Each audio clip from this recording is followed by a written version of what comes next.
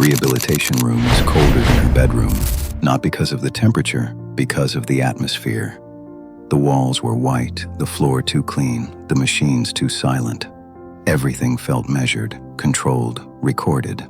Ray was seated facing the wall mirror. She was not really looking at herself, but she knew her reflection was there. Pale, focused, tense. The doctor stood a few steps away from her. Breathe deeply, Lady Ray. We are going to try again. She inhaled. Her breath entered slowly, as if it had to ask permission. She exhaled. Now, let the sound out, without forcing it. Ray opened her mouth. She expected nothing. She knew this attempt, the burn and the frustration. But this time, the sound that came out was not a broken breath. It was a sound, faint, short, but clear. She blinked while the doctor did not flinch. He did not show exaggerated surprise, but simply gave a slight nod. Very good. Very good. Ray felt something shift inside her. It was not that she wanted applause. She wasn't even seeking validation, but she did not understand.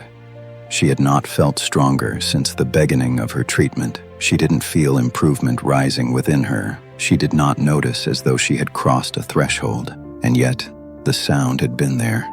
Alyssa, standing behind her, had held her breath 1 second too long. Ray had felt it. The doctor checked the tablet.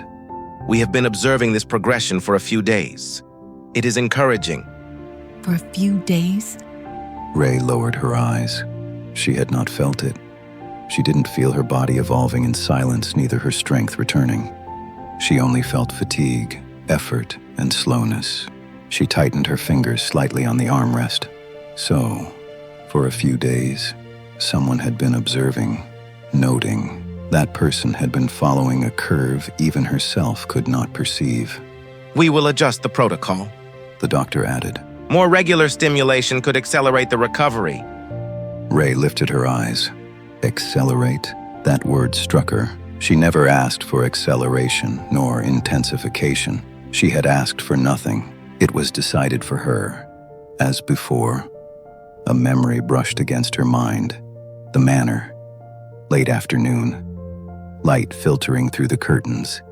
She remembered a moment when she had wanted to go out alone, to walk a little, to breathe. He had placed his hand on her wrist, gently. You do not always know what is good for you. At the time, she had found it reassuring. He had spoken with that quiet certainty that made it feel as though he was protecting more than imposing. She had let herself be convinced. Today, this sentence resonated differently. In the white room, she inhaled slowly.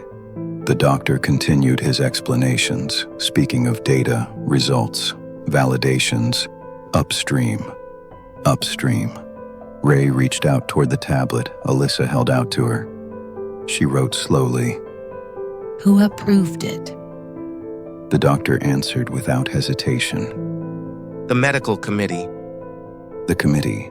A word without a face. Responsibility. A word that protected everyone. Ray looked at her own reflection in the mirror. She did not doubt herself, but doubted the system. She doubted this feeling that something was being decided at a speed that did not match her own rhythm. The session ended. She returned to her room, and the watch was still there. She had not touched it since the day before. She walked past it without slowing down, as if she still refused to acknowledge the connection between the two events. But that evening, something was different. Night fell quickly.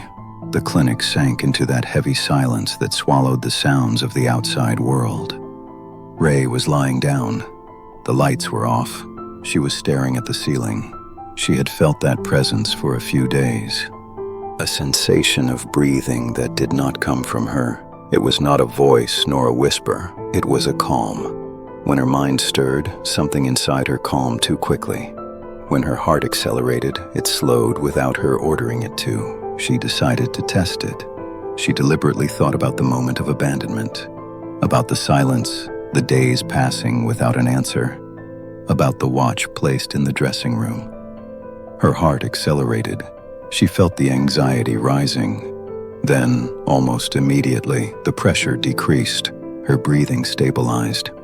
Too quickly, she opened her eyes in the darkness. She did not know whether her body had adapted. Neither she did know whether her mind was protecting itself. She couldn't know whether she was inventing a presence to fill a void. But she knew one thing. This calm did not come from her. The next morning, she waited until Alyssa was alone with her. She took the tablet. She wrote, Does he come here? Alyssa read the question. Her gaze faltered for a moment. My lady, he follows your progress. He follows, not he comes. Not he does not come. He follows. Ray felt an invisible line being drawn. He might not be physically present, but he knew. He knew when she progressed, when the protocol changed. He knew. She closed her eyes. A thought formed, slow, heavy. He is not watching me. He is monitoring me. She opened her eyes and looked at the watch. The room was silent. Her breathing was steady. Too steady. She did not yet know whether she should fear that invisible help or fight it. But she now understood that her healing was no longer neutral ground. Someone was following every beat of it.